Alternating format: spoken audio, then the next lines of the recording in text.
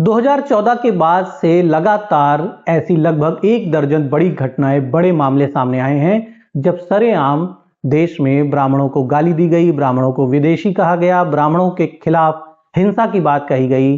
बड़े बड़े नेताओं ने ऐसी बातें कही, लेकिन लगातार केंद्र की सरकारें, देश में राज्यों की सरकारें ब्राह्मणों के खिलाफ ऐसी असंवैधानिक गैर कानूनी बातों पर मौन बनी रही। जबकि नरेंद्र मोदी को देश का प्रधानमंत्री बनाने में ब्राह्मणों का बड़ा योगदान माना जाता है। भाजपा और संघ के लोग भी स्वीकार करते हैं कि पूरे देश में जहां भी भाजपा की सरकारें हैं, वहां भाजपा की सरकारों को बनाने में ब्राह्मणों का प्रमुख योगदान है। इसके बावजूद भाजपा के ही राज में ब्राह्मणों को सबसे ज्यादा अपमान, सबसे ज्यादा पीड़ा झेलनी पड़ रही है। तमाम ऐसी बातें देश में हो रही हैं जिससे ब्राह्मण समाज के खिलाफ हिंसा और नफरत का एक माहौल बनाया जा रहा है, लेकिन सरकार अपने स्तर से किसी भी मामले में कोई भी कार्रवाई करने में विफल रही है या फिर सरकार ने ब्राह्मणों के खिलाफ होने वाली हेट स्पीच को लेकर अभी तक कोई भी कार्रवाई करने की पहल ही नहीं की है। जबकि सरकार को सीधा अधिकार है, पुलिस को सीधा अधिकार है कि जहां भी ऐसी बातें हो रही हैं, हेट स्पीच की बातें हो रही हैं किसी भी समुदाय के खिलाफ, वहां सरकार, वहां पर पुलिस सीधे एक्शन ले सकती है। बीएनएस की धारा 197, 299 और 353 के तहत, जी हां, बीएनएस जो भारतीय न्याय संहिता है, जो कि मोदी सरकार के द्वारा आईपीसी के बाद स्थापित किया गया 2023 में एक नई कानूनी संहिता है, उसके तहत 197, 299 और 353 के तहत हेट स्पीच देने वाले व्यक्ति के खिलाफ कठोर कानूनी कार्रवाई सरकार और पुलिस सीधे कर सकती है बिना किसी पब्लिक के एप्लीकेशन के। बावजूद इसके आपको याद होगा कि कुछ समय पहले जेएनयू के कैंपस में ब्राह्मणों के खिलाफ घटिया बातें लिखी गई। ब्राह्मण भारत छोड़ो, ब्राह्मण हम तुम्हारे पीछे आएंगे, ब्राह्मणों को नुकसान पहुंचाने की बात कही गई, ब्राह्मणों को विदेशी कहा गया।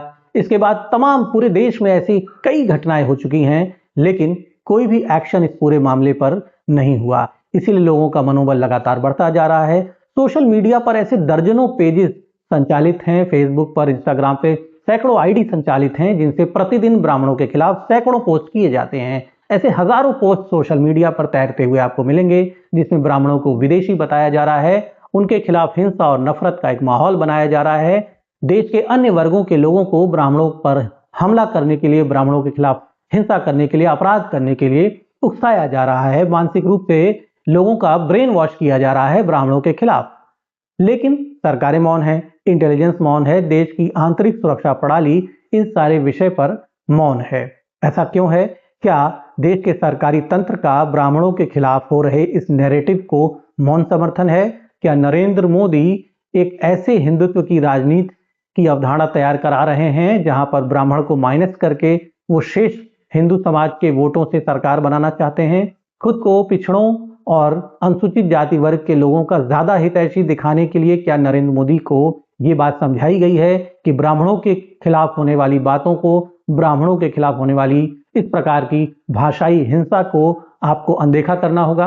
क्या जानबूझकर सरकार ब्राह्मणों के पक्ष में कोई स्टैंड नहीं ले रही है? यूजीसी का नया नियम भी क्या इसी योजना के तहत लाया गया कि देश में सवर्णों के खिलाफ, सामान्य वर्गों के खिलाफ भी एक बड़ा माहौल बनाया जाए और अन्य वर्गों को यह संदेश दिया जाए कि देश में जो सरकार है, भाजपा की जो सरकार है, वो ब्राह्मणों और सामान्य वर्गों को प्राथमिकता पर नहीं रखती, वो अन्य वर्गों यानी ओबीसी और अनुसूचित जाति को ज्यादा प्राथमिकता पर रखती है। ऐसा एक माहौल बनाया जाए और यही राजनीतिक लाभ लेने के लिए क्या उन बातों को अनदेखा किया जा रहा है जो ब्राह्मणों के खिलाफ हो रही हैं, जो सनातन धर्म के खिलाफ हो रही हैं? कुल मिलाकर शायद भाजपा के रणनीतिकारों ने अब यही सुझाव देश की सरकारों को दिया है, नरेंद्र मोदी को दिया है और तमाम मुख्यमंत्री को दिया है। इसीलिए किसी भी मुख्यमंत्री ने ब्राह्मणों के खिलाफ जो बातें होती हैं उन पर कठोर कार्रवाई करने की पहल नहीं की है। देखना होगा कि ब्राह्मण समाज जो देश के, भारत की संरचना से लेकर भारतीय संस्कृति की संरचना के प्रारंभिक दौर से जिसका एक बड़ा योगदान रहा है और जिसने हमेशा सर्व समाज को जोड़ने का काम किया, जिसने वसुदैव कुटुंबकम की बात दुनिया में सबसे पहले कही, जो आकाश पाताल ब्रह्मांड की भी शांति की बात कहता है, जो पेड़ पौधों यानी पंचतत्व, पेड़ पौधों, आकाश, पृथ्वी, अग्नि, जल, सबकी शांति की बात कहता है, जो पूरे प्रकृति का सम्मान करने की बात कहता है, जो जीव जंतुओं के सम्मान करने की बात कहता है, उस ब्राह्मण समाज के खिलाफ गढ़ी गई शोषण और अन्याय की झूठी कहानियां, फर्जी कहानियों के नैरेटिव के दम पर ब्राह्मणों के खिलाफ जो हिंसा का माहौल बनाया जा रहा है, उसका आने वाले समय में क्या प्रभाव होगा। लेकिन इतना तो तय है कि ब्राह्मण समाज को अपने भविष्य के लिए, अपने बच्चों के भविष्य के लिए सावधान होना होगा।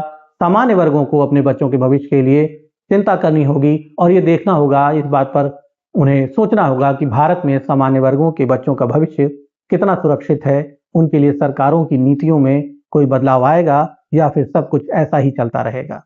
धन्यवाद।